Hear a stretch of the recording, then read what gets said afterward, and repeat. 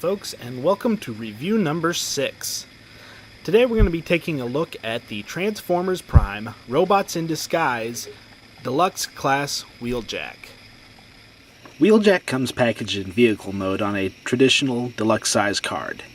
His swords are also prominently displayed. The card displays artwork of Wheeljack in a battle pose next to a large Autobot logo.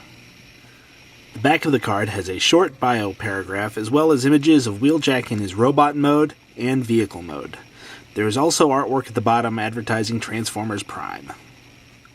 On the left side of the packaging we find our traditional tech specs, and on the right we have the new series numbering.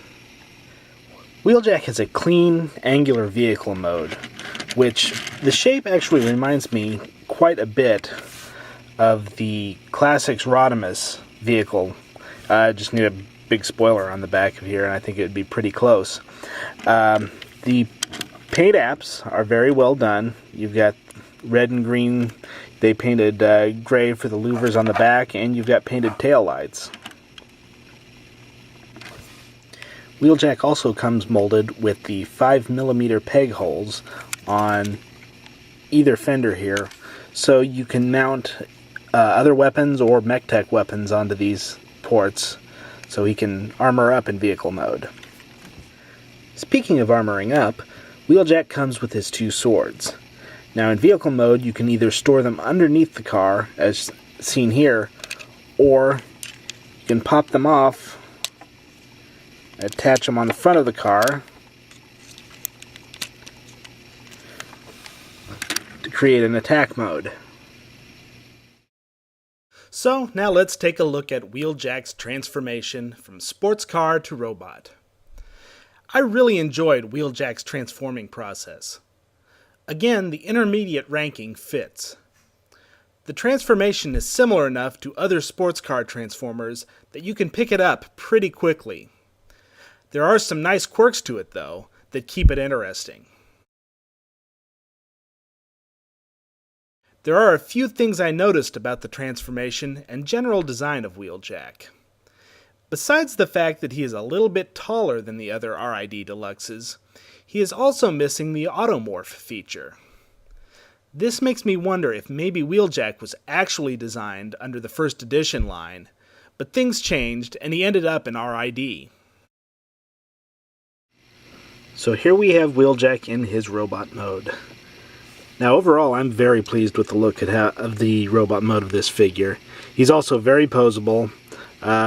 We've got ball jointed ankles, although the ball is a little different because it's kind of a sideways ball, but you still get all of the articulation you need out of it.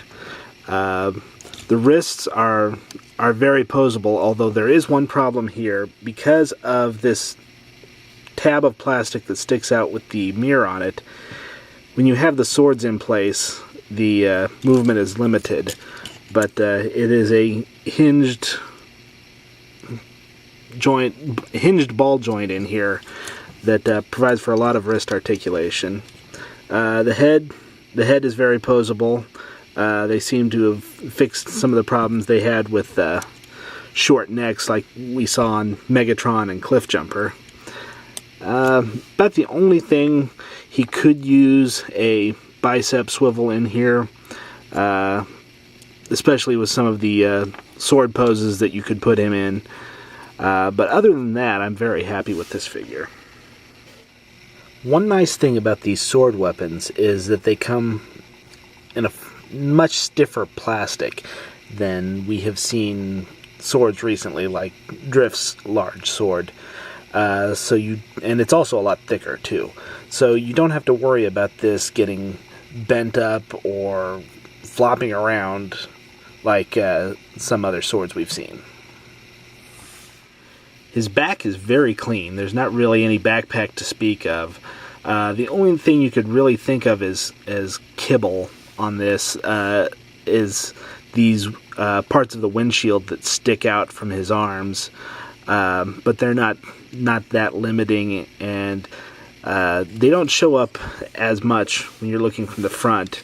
They tend to stand out more when you're looking at them from the back. So far, out of all the Robots in Disguise figures I own, which is all of Wave 1 of both the Voyager and Deluxe classes, Wheeljack is my favorite. He is a great looking figure with a fun transformation and some cool poses.